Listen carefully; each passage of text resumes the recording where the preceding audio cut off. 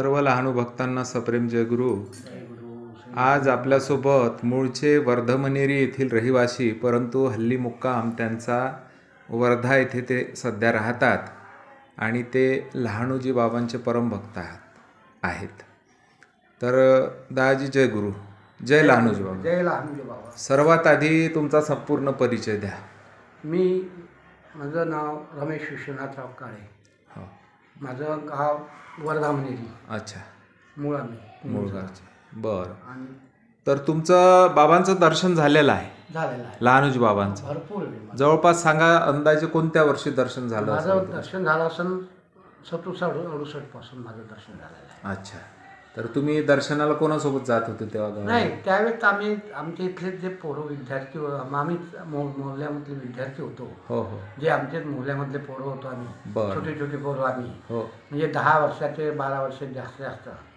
तर त्यावेळेस त्याच्यामध्ये आम्हाला असं वाटत होतं की लहानूजी बाबा येते आणि लहानूजी बाबांचं दर्शन घ्यायचं.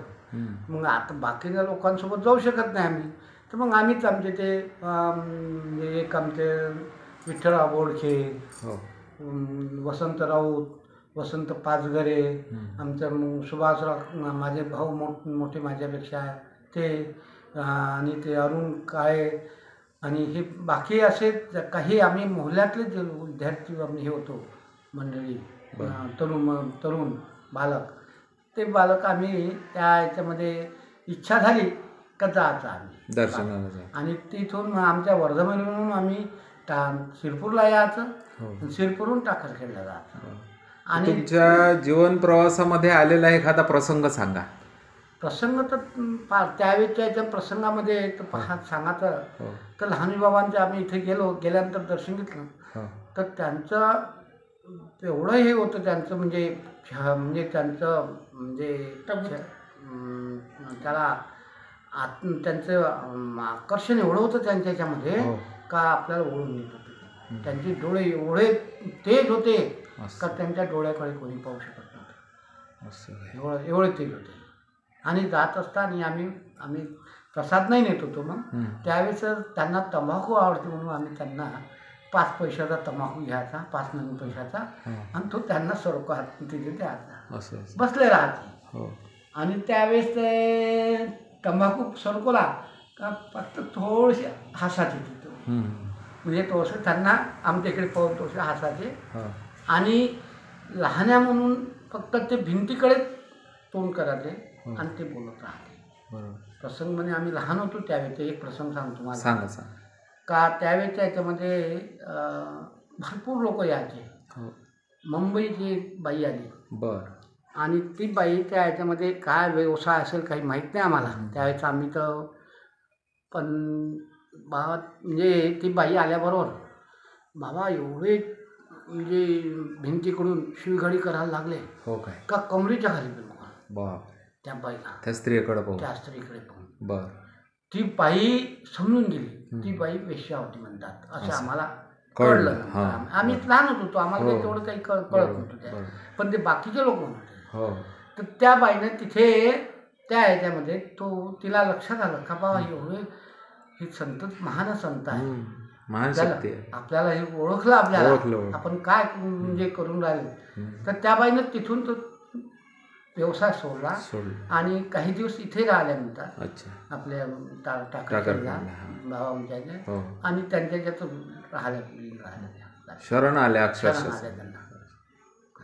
म्हणजे खूप भिंतीकडे पाहून ते एवढे हे करायचे का म्हणजे खूप घाणेरड्या शिवगडी करायचे. लायण्या म्हणायचे का रे लायण्या, असा शब्द होता. त्यांच्या शिव्यामधून सुद्धा एक प्रकारचा आशीर्वादच होता. त्यांच्याजवळ एक काळी राहायची, ज्यांना काळी लाग मारली तोही आशीर्वाद, त्याचा आशीर्वाद. बरोबर. आणि दुसरा प्रसंग एक असा आहे का नंतर मी थोडं मोठं झालो. नंतर मला ते 69ची नाही 69 असेल ते. तर माझे काका आहे वासुदेवराव काळे म्हणून, त्यांचे शाळे होते प्रभाकरराव खळदकर, ते यवतमाळला डॉक्टर होते. त्यांची इच्छा झाली लहानूजी बाबांच्या दर्शनासाठी. आणि ते पाऊस होता त्यावेळेस, खूप पाऊस होता, पावसाचे दिवस होते. हम्म. तर त्या पावसाच्या दिवसामध्ये ते आले ते काकाकडे आणि भाऊजी भाऊजी म्हणे आपण टाकरखेडला जाऊ म्हणे. आणि 10-12 दिवसापासून पूर्ण म्हणजे पाऊस होता हो. आणि सूर्यनारायण दिसला नव्हता नाही. त्याच्यामध्ये. हां.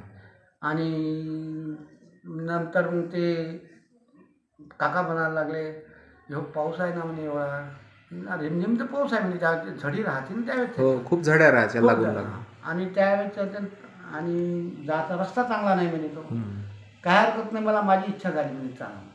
मग मला म्हणे, रमेश तू चालतं का? म्हटलं काय हरकत नाही, येतो तुमच्यावर. मग आम्ही तिन्ही लोक त्यांनी डबा हे केलं, डबा बांधला आणि सकाळीच आम्ही 9:30 निघालो. बरं.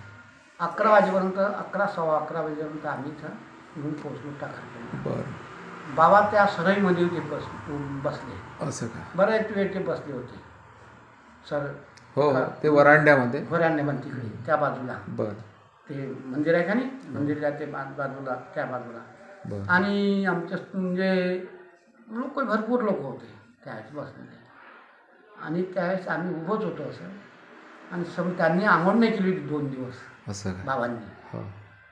आणि आंघोळ न करता मग ते बाबा ते कार्य समोर तसंच ते आंघोळ करायची त्यांची इच्छा होती त्या दिवशी. कारण मग ते 7-8 दिवस झाले, 10-12 दिवस झाले, तू दिसून नाही राहिला रे म्हणते. हां. म्हणजे आंघोळ करायची होती रे म्हणते मला. कसं रे म्हणते, जायण्या म्हणजे असा शब्द घडून जायला, मला आंघोळ करायची, आकाशाकडे पाहते, हां. आंघोळ करायची येणारी म्हणे मला. हां. आंघोळ करायची असं म्हटल्याबरोबर तू दिसून नाही राहिला म्हणते. कारण की सूर्य उपासक होते ते. हो. बरं. ते शंकराचा अवतार होते ते. हो. सूर्य उपासक होते ते. हम्म. आणि त्याच्यामध्ये ते म्हणजे लगेच काही ना 5 मिनिटात आभाळ स्वच्छ आणि सूर्यनारायण दर्शन दिलं. सूर्यनारायण म्हणजे त्यांचा म्हणजे विश्वावर सुद्धा त्यांचं आधिपत्य होतं, त्यांचा निसर्गावर. निसर्गावर सुद्धा त्यांचा ताबा होता. ताबा होता बरोबर. त्यांचा. एवढ्या उच्च कोटीचे संत आपले लहानोजी बाबा. म्हणजे तुकडोजी महाराजांनी त्यांचे भजनच लिहिलं हो आहे हो. ना ते. ऐसा संत कभी देखा नाही म्हणते ना, ऐसा संत. आणि 4 भजनं लिहिले आहेत, ते 4 वेद म्हणून प्रसिद्ध झाले. हा. आणि त्या याच्यामध्ये अजून एक काय त्यांच्या याच्यामध्ये त्यांचे सीतारामदास महाराज हो. ते मंडला निवासी. हा मंडला मंडला निवासी. म्हणजे तुकडोजी महाराजांचे ते फार जवळचे होते. हो. पण तुकडोजी महाराज लहानोजी बाबांच्या दर्शनाला ते जात होते. हो. सीताराम महाराज. आणि म्हणत होते, लहान्या तू जरी माझ्यापेक्षा लहान असला पण ते मानानं मोठा आहे म्हणून. बरोबर. तुझ्या दर्शनाला मला यायला, कारण की ते 107 वर्षाचे होते. हो.